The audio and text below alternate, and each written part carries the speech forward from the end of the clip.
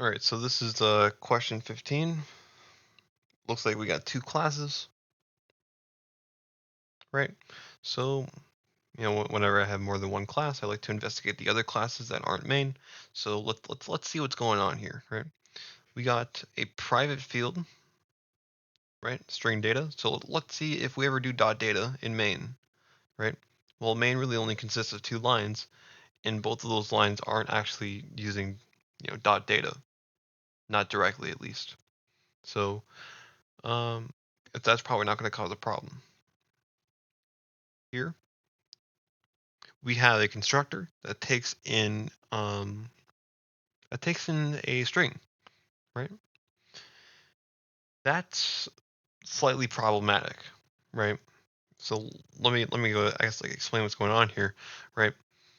Because we, the programmer, wrote this constructor, right? This constructor that took in just a constructor at all, right?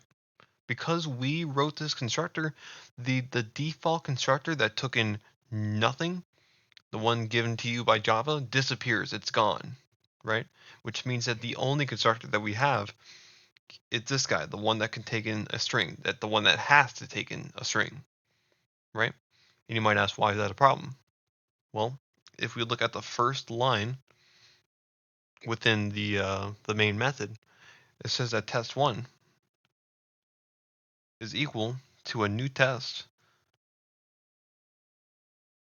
that takes in nothing, right? There is no parameter there. So I guess my question is, where is it supposed to go? Which method is it supposed to, I guess, enter, right? Well, it can't enter this one, right? Because that one takes in a string. This one gave it nothing.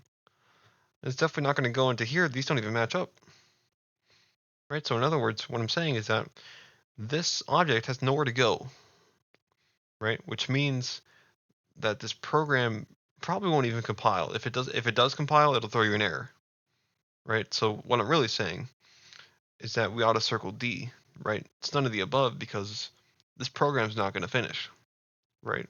It's going to crash because this object has no clue where to go, right? Because that method, that constructor doesn't actually exist. The constructor that takes in nothing, right? So then we would circle D, and we would go, of course, checked here, and it looks like D is in fact the right answer. I'll see you in the next video.